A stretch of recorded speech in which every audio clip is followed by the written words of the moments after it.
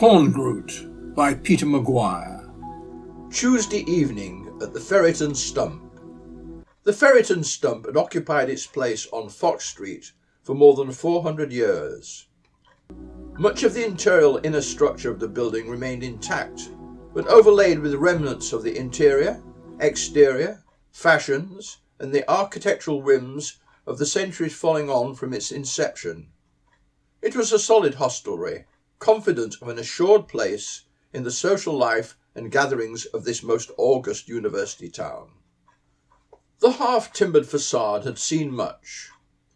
Rioting undergraduates battling through the cobbled streets and open drains. Burnings and executions. Sophistry, more often the reason for dispatch into eternity than trifling criminality. Tourists flocked to gaze on the memorial plinth, marking the spot where 3 particular eminent secretaries were consigned to the flames. This facing directly onto another marble tablet, recording 1 year later the demise of 3 other divines with a different view of the path to heaven, who had brought about the faggot-draped end of those of contrary convictions the previous February. The Ferret and Stump welcomed these eager bands of history-seekers, a representative sample of which would have revealed in some of them mindsets holding fast to the cherished disagreements that ignited the flames centuries earlier. The good landlord remained agnostic concerning such matters, providing as it did a ready thirst for his finest ales. The social mix of locals was democratic insofar that most classes were welcomed. The public bar for the working man, the carpeted saloon for the aspiring middle classes. The habitués, male, females a rarity and not encouraged. Down a step from the main floor level, a polished door, furnished with brass fittings and a glazed door panel, colloquially known as the snake pit, a small, comfortable and private retreat utilised by gatherings of university elites. Specific days pertained, each small cabal marking out a specific evening, much as cats mark out a territory and a time to roam for the purpose of avoiding conflicts. Tuesday was the evening set aside for the exclusive occupation of Professor Korngroot and congenial companions. Their cohesion? Literature, talk, good beer, plain food, and masculine company. Beer pumped to quaffing within this snug refuge was ritualistic. A small hatch, wood-framed and pebble-glassed, was the route, were passed across by the ever-attentive landlord.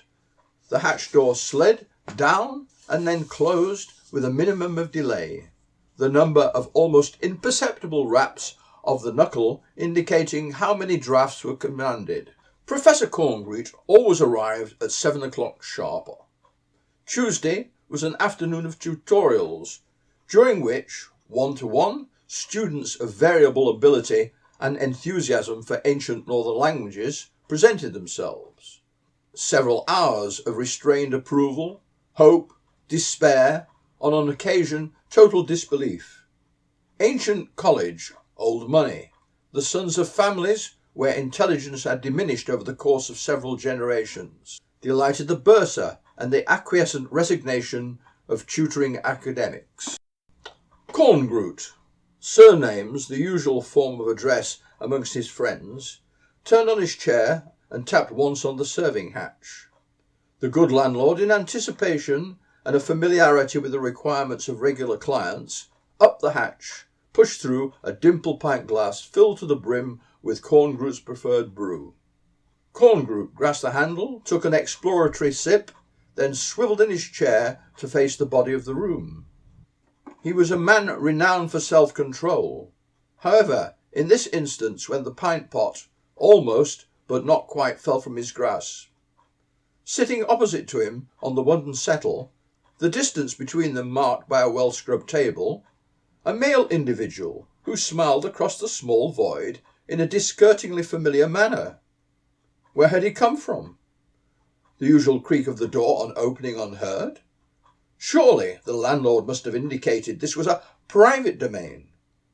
Good manners and restraint under any circumstances, inculcated during early education, ingrained as indelibly as the rote learning of Latin declensions, prevailed. Korngroot nodded back in acknowledgment and rapidly scanned the interloper from head to curiously shod feet. Anachronistic. The clothing stylistically indefinable. He was too old to be an undergraduate, some who could be seen wandering around the town wearing outlandish apparel. The weave of the cloth complex. Wefton Wharf, Korngroot was sure, never shuttled on any hand-loom, eastern or western. Round of face, thick dark hair turning grey, tight curled locks. On his feet luminous green shoes, tied tight with bright yellow laces. A small gold ring hung from the pierced lobe of his left ear. A college servant? No. What was he doing here? Korngroot annoyingly felt he could discern the wisp of an amused smile on the lips of this unwelcome individual. Picking up the glass tankard, Korngroot throated the remaining liquid uncharacteristically quickly. "Allow me to introduce myself," said the stranger. "My name is Harbottle Grimstone." "An ancient name, I fancy," replied Korngroot, by way of interrogation, mentally noting the improbability of such a name in contemporary society. "Indeed so," confirmed the stranger, without the addition of an explanation. "Have you come far?" "It might need be said so. May I proffer my apology for this intrusion, Professor Korngroot? And do allow me to replenish your glass." "He knows my name. Perhaps some ordinary fellow with a liking for myths and ancient texts. In translation, of course." From time to time he received letters of question and admiration from non-academic persons concerning the numerous books he'd written.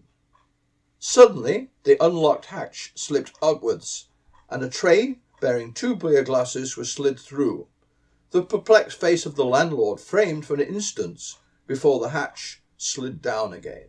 2 pints for himself? Very odd, most irregular. Korngroot placed the tray on the tabletop. Before he was able to pick up his glass of beer, Harbottle Grimstone gestured his hand above and over the brew and muttered. "A custom in our region," he explained. They both took up their glasses and drank a mouthful. Korngroot, who over the years had consumed countless pints of this particular hop beverage, imagined for a moment that the taste had changed. An unfamiliar and delicious undertow. It must be a fresh cask, he reasoned. His underlying resentment at the presence of the individual opposite to him began gently to disperse. "Your health, sir," said Harbottle Grimstone, raising his own pot to a sage lip.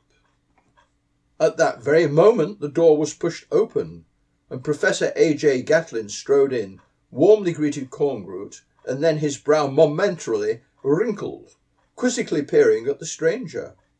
"Good evening, Gatlin," said Korngroot, feeling the need to explain. "This gentleman is by way of making a brief visit to the city." "Really?"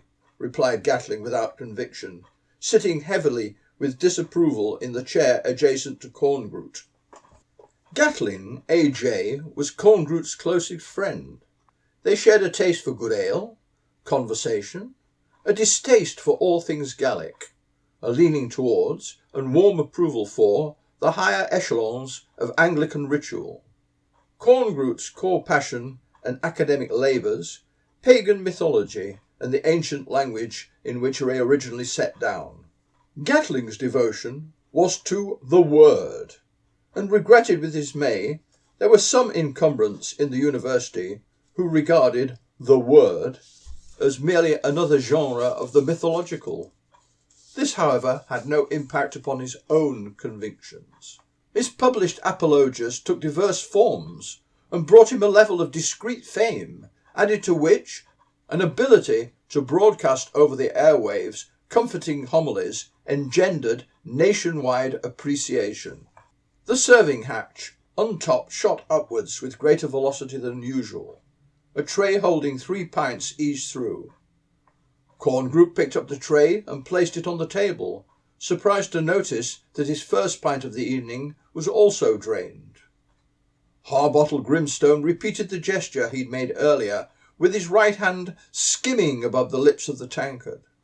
Gatling A.J., having a keen interest in ritual, made no remark. All three, in silence, picked up one by one the pint pots and drank deeply. The landlord closed the hatch. 3 pints, 2 people. The current occupants of the snake pit had kept a particular routine, year in, year out, until this evening, and had remained as predictable as a traffic light. Someone in the public bar demanded service. Coming! 4 other members of the Tuesday gathering arrived in tandem, the quorum complete. The new arrivals, initially perturbed by the presence of this curiously attired stranger, but good manners prevailed. The serving hatch commenced to slide up and down with unfamiliar regularity.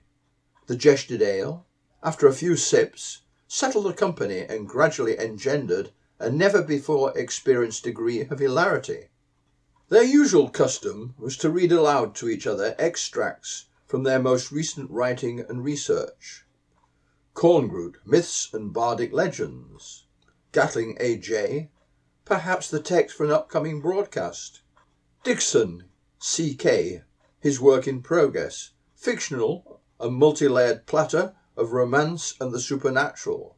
Mungo Baglas, J.M., a great admirer of Gatling A.J.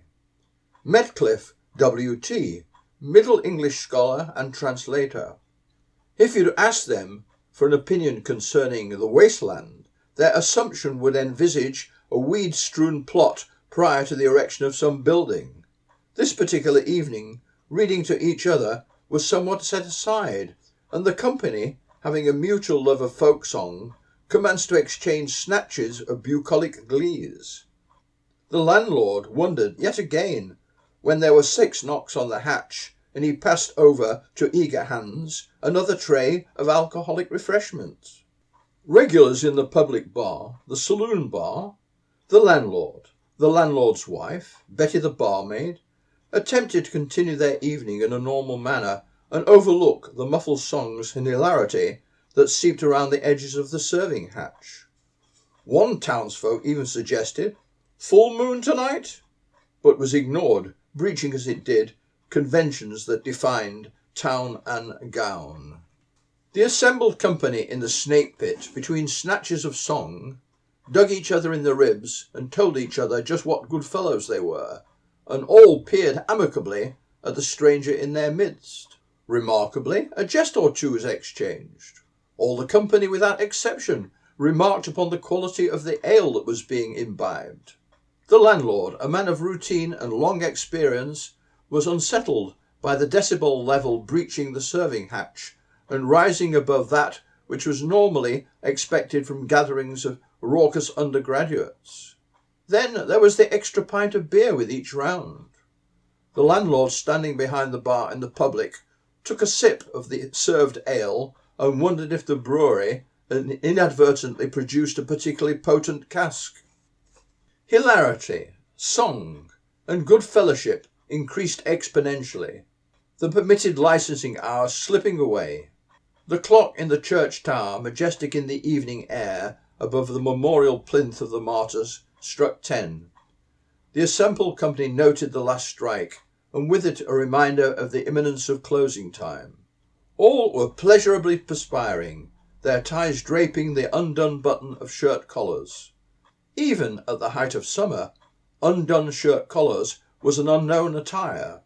The conversation was animated, the singing of folk melodies wonderfully enjoyable. May-Day madness in the middle of February. The presence of the stranger, Harbottle Grimstone, melding into normality. The uninvited stranger said little, but had joined in the singing with enthusiasm. There had been a steady flow of beer glasses through the serving hatch, so much so it was hardly noticed that the usual commanding knocks had not been physically executed. Harbottle Grimstone suddenly stood up, and with a leap that did not match his apparent age, stood on the tabletop. There was no shock amongst the company. In unison they raised their glasses and yelled, "Hear, hear! Gentlemen, I will sing for you a ballad well loved in the region where I dwell. With arms outstretched he parted his lips. A voice that was neither tenor, bass, or baritone. He commenced his song. The words an unknown language. The melody redolent of strange modes absent from the knowledge bank of any musicologist. The assembled company, Odyssey-like, immovable in their chairs, transfixed, the song timeless and alluring. The final notes, words, and unresolved harmonies offered no release. Harbottle Grimstone made a deep bow. Now I must leave you. My task is completed. May I thank you for your company and good fellowship. With a farewell gesture, he raised his right hand and touched the gold ring that hung from the lobe of his left ear.